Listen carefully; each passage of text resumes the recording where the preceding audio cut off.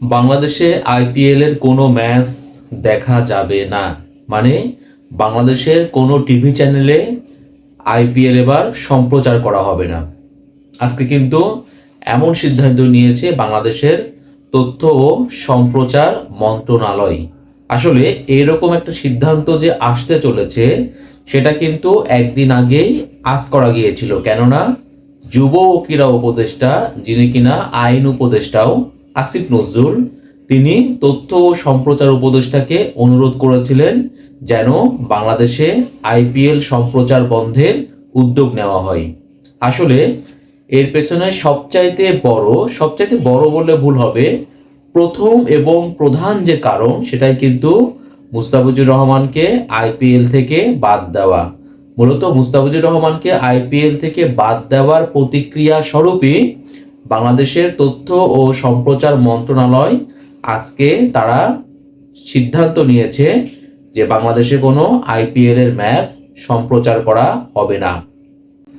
ভারতীয় cricket board আগামী ২৬ March থেকে অনুষ্ঠেয় Indian premier league IPL cricket খেলায় বাংলাদেশের তারকা খেলোয়াড় মুস্তাফিজুর রহমানকে কলকাতা নাইট রাইডার্স দল থেকে বাদ দেওয়ার নির্দেশ দৃষ্টিগোচর হয়েছে। ভারতীয় ক্রিকেট বোর্ডের এই সিদ্ধান্তের কোনো যৌক্তিক কারণ জানা নেই। এমন সিদ্ধান্ত বাংলাদেশের জনগণকে ব্যথিত, মর্মাহত ও ক্ষুব্ধ করেছে। এই অবস্থায় পরবর্তী নির্দেশ না দেওয়া পর্যন্ত আইপিএল এর সব খেলা এবং অনুষ্ঠান প্রচার বা সম্প্রচার বন্ধ রাখার জন্য অনুরোধ করা হলো। এই মার্চে যে আইপিএলটা শুরু হবে, সেই আইপিএলটা আসলে এবার বাংলাদেশের বাজারটা হারালো। দেখেন, এই যে বাংলাদেশ যে এরকম সিদ্ধান্তটা নিল, আসলে মুস্তাফিজুর রহমানকে যে অজুহাতে আইপিএল থেকে বাদ দেওয়া হয়েছে, এটা কিন্তু বাংলাদেশের মান সম্মানেও আঘাত করেছে। এবারের আইপিএল এর নিলামে একমাত্র বাংলাদেশি ক্রিকেটার হিসেবে দল পেয়েছিলেন মুস্তাফিজুর রহমান। নিলামে নিয়ে তাকে রীতিমতো কিন্তু কাড়াকাড়ি হয়েছে বলে আমরা দেখেছি, এবং শেষ পর্যন্ত মুস্তাফিজুর রহমানকে 9,20,00,000 রুপি দিয়ে কিনেছিল কলকাতা নাইট রাইডার্স। এখন কলকাতা নাইট রাইডার্স তারা নিশ্চয়ই মুস্তাফিজের মুখ দেখে তাকে 9,20,00,000 রুপি দিয়ে কেনেনি।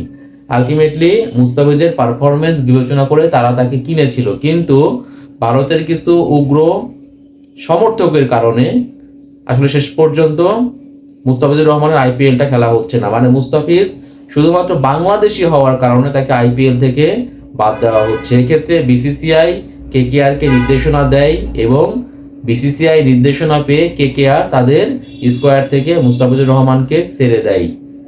এরপরেই কিন্তু যেহেতু মুস্তাফিজুর রহমান বাংলাদেশের ক্রিকেটার এবং মুস্তাফিজকে যে প্রক্রিয়ায় আসলে বাদ দেওয়া হয়েছে, তারই প্রতিক্রিয়া স্বরূপ বাংলাদেশের সরকার সিদ্ধান্ত নিল বাংলাদেশে আইপিএল এর কোনো ম্যাচ তারা সম্প্রচার করবে না। বাংলাদেশের বাজারটা কিন্তু অনেক বড়, এবং এই যে বাংলাদেশে যদি আইপিএল এর কোনো ম্যাচ সম্প্রচার করা না হয়, তাহলে পারে আইপিএল এর যে মিডিয়া রাইটস যারা আছে, মিডিয়া স্বত্ব যারা কেনে, তারা কিন্তু আর্থিকভাবে অনেক ক্ষতিগ্রস্ত হবেন। কারণ বাংলাদেশের যে বাজারটা, আইপিএল এর যে বাজারটা, সেটা কিন্তু হিউজ একটা বাজার। বাংলাদেশের মানুষ প্রচন্ড ক্রিকেটকে ভালোবাসে, তারা কিন্তু প্রচুর ক্রিকেট ম্যাচ দেখে, বিশেষ করে তারা কিন্তু আইপিএলও দেখে। আর যখন মুস্তাফিজুর রহমান যখন আইপিএল এ দল পেলেন, তখন আপনারা সবাই দেখেছেন যে কলকাতার পেজে কি পরিমাণ ফলোয়ার বেড়েছিল। বাট যখন মুস্তাফিজুর রহমানকে কলকাতা ছেড়ে দিল, তখন আপনারা দেখবেন যে বাংলাদেশের সমর্থক যারা ছিল তারা কিন্তু ওই কলকাতার পেজটা আনফলো করা শুরু করে দিয়েছেন, এবং তাদের ওই আনফলোর পরিমাণটা আপনারা কলকাতার কেকেআর পেজ দেখতে পারে আপনারা বুঝতে পারবেন। এখন যেহেতু বাংলাদেশে আর আইপিএল এর ম্যাচই সম্প্রচার করা হবে না, হয়তো বিভিন্ন গণমাধ্যম যেগুলো আছে তারাও আইপিএল এ কোনো রকম কোনো সংবাদ তারা পরিবেশন করবে না। এতে করে যারা মিডিয়া রাইটস কিনেছে তারা আসলে আর্থিকভাবে অনেক ক্ষতিগ্রস্ত হবেন, এবং আইপিএল এর যে টিআরপি তাতে অবশ্যই প্রভাব পড়বে বলে আমি মনে করি। কিন্তু বাংলাদেশ সরকারের এই প্রতিক্রিয়া না দেখানো ছাড়া কোনো উপায়ও ছিল না। কারণটা হচ্ছে মুস্তাফিজুর রহমানকে আইপিএল থেকে বাদ দেওয়ায় মূলত বাংলাদেশের মান সম্মানকেও আঘাত করা হয়েছে, যেটা কিনা কোনোভাবেই আসলে কাম্য না। মুস্তাফিজুর রহমান একজন ক্রিকেটার, আইপিএল একটা ক্রিকেট ম্যাচ, ভারতের ফ্র্যাঞ্চাইজি ভিত্তিক ঘরোয়া ক্রিকেট লিগ। তারা মুস্তাফিজকে যে অজুহাতটা দেখিয়ে আসলে বাদ দিল, যে কারণটা দেখিয়ে বাদ দিল, এটা আসলে বাংলাদেশের মানুষের পক্ষে মেনে নেওয়া খুবই কঠিন, এবং তারই প্রতিক্রিয়া হিসেবে আইপিএল এর সম্প্রচার বন্ধ করে দিল বাংলাদেশের তথ্য ও সম্প্রচার মন্ত্রণালয়।